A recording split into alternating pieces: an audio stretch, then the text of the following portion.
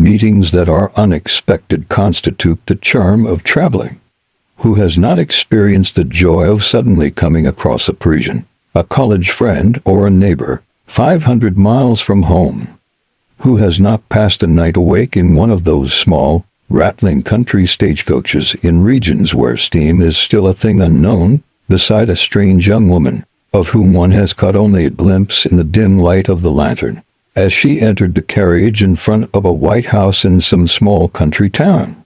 And the next morning, when one's head and ears feel numb with the continuous tinkling of the bells and the loud rattling of the windows, what a charming sensation it is to see your pretty neighbor open her eyes, startled, glance around her, arrange her rebellious hair with her slender fingers, adjust her hat, feel with sure hand whether her corset is still in place, her waist straight, and her skirt not too wrinkled. She glances at you coldly and curiously. Then she leans back and no longer seems interested in anything but the country. In spite of yourself, you watch her, and in spite of yourself you keep on thinking of her. Who is she? Whence does she come? Where is she going? In spite of yourself you spin a little romance around her. She is pretty, she seems charming. Happy he who. Life might be delightful with her. Who knows? She is perhaps the woman of our dreams, the one suited to our disposition, the one for whom our heart calls. And how delicious even the disappointment at seeing her get out at the gate of a country house. A man stands there, who is awaiting her, with 2 children and 2 maids. He takes her in his arms and kisses as he lifts her out. Then she stoops over the little ones, who hold up their hands to her. She kisses them tenderly, and then they all go away together, down a path, while the maids catch the packages, which the driver throws down to them from the coach. Adieu, it is all over. You never will see her again. Adieu to the young woman who has passed the night by your side. You know her no more, you have not spoken to her. All the same, you feel a little sad to see her go.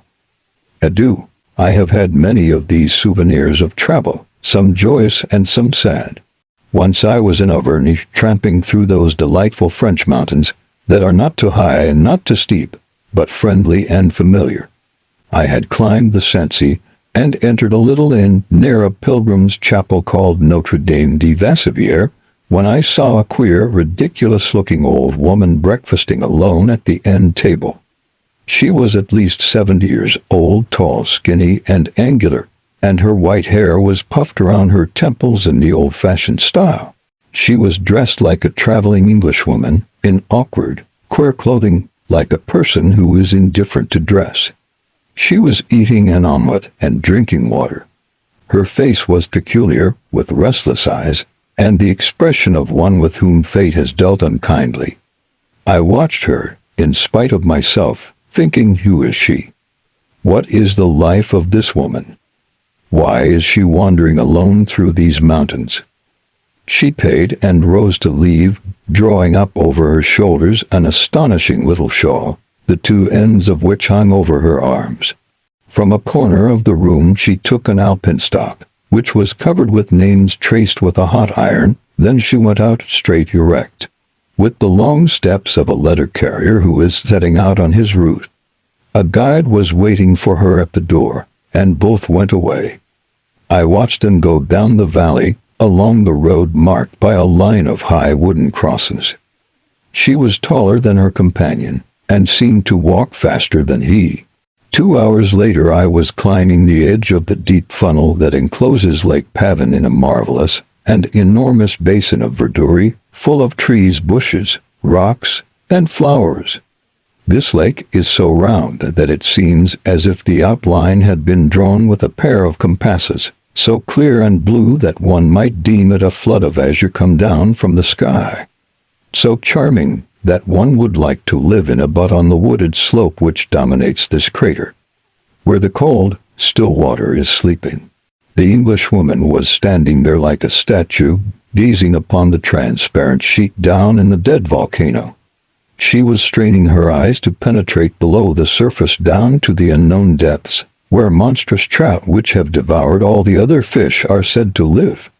As I was passing close by her, it seemed to me that two big tears were brimming her eyes.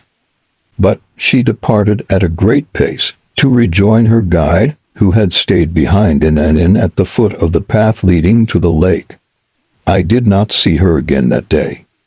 The next day at nightfall, I came to the Chateau of Muro, the old fortress, an enormous tower standing on a peak in the midst of a large valley, where three valleys intersect, rears its brown uneven, cracked surface into the sky. It is round, from its large circular base to the crumbling turrets on its pinnacles. It astonishes the eye more than any other ruin by its simple mass, its majesty, its grave and imposing air of antiquity. It stands there alone, high as a mountain, a dead queen, but still the queen of the valleys stretched out beneath it. You go up by a slope planted with firs, then you enter a narrow gate, and stop at the foot of the walls in the first enclosure, in full view of the entire country.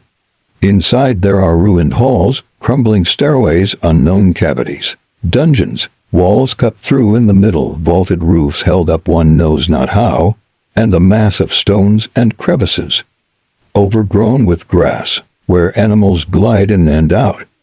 I was exploring this ruin alone.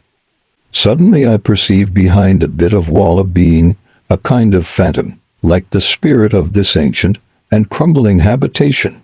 I was taken aback with surprise, almost with fear, when I recognized the old lady whom I had seen twice.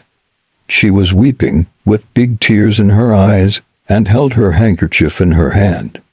I turned around to go away, when she spoke to me, apparently ashamed to have been surprised in her grief. "Yes, monsieur, I am crying. That does not happen often to me." "Pardon me, madam, for having disturbed you," I stammered, confused, not knowing what to say. "Some misfortune has doubtless come to you." "Yes."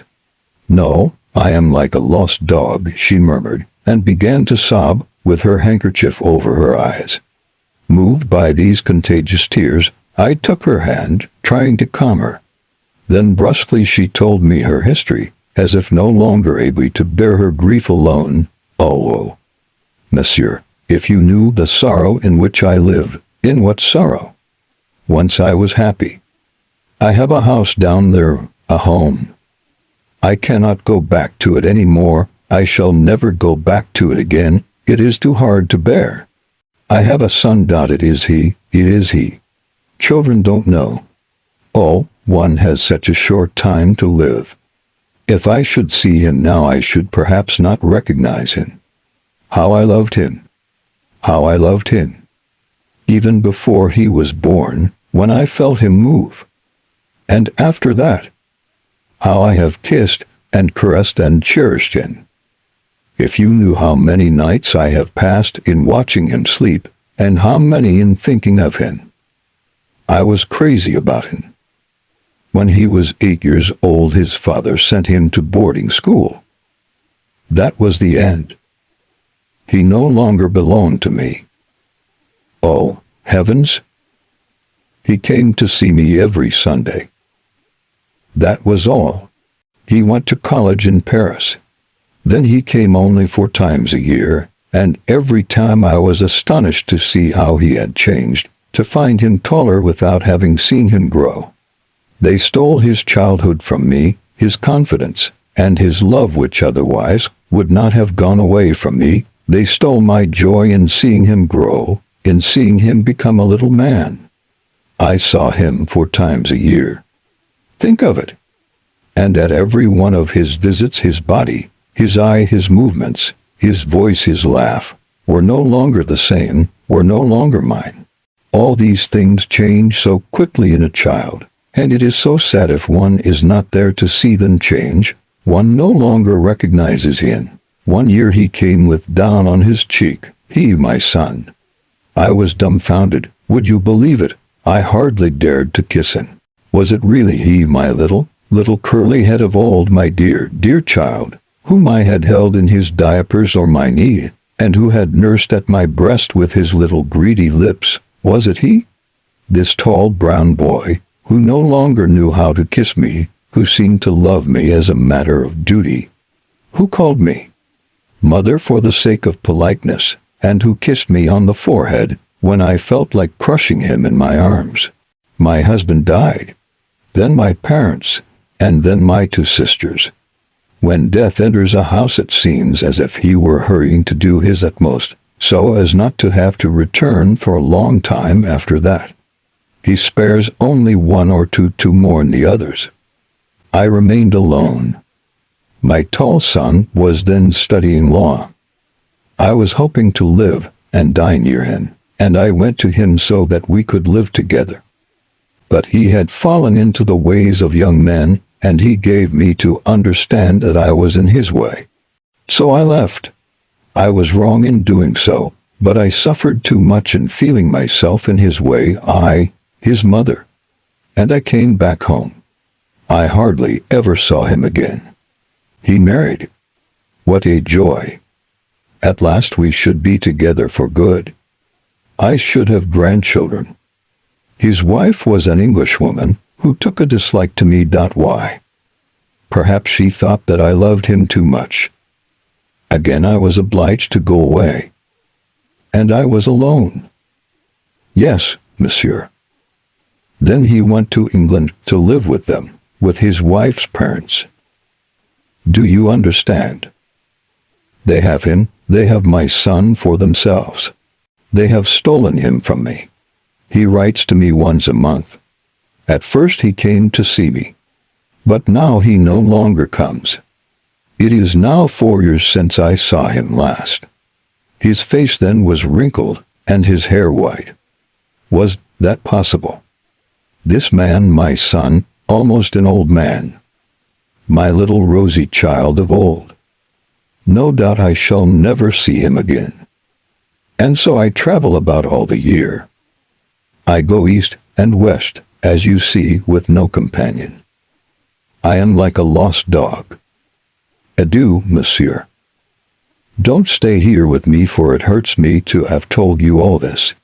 I went down the hill, and on turning round to glance back, I saw the old woman standing on a broken wall, looking out upon the mountains, the long valley and Lake Chambon in the distance. And her skirt and the queer little shawl which she wore around her thin shoulders were fluttering like a flag in the wind.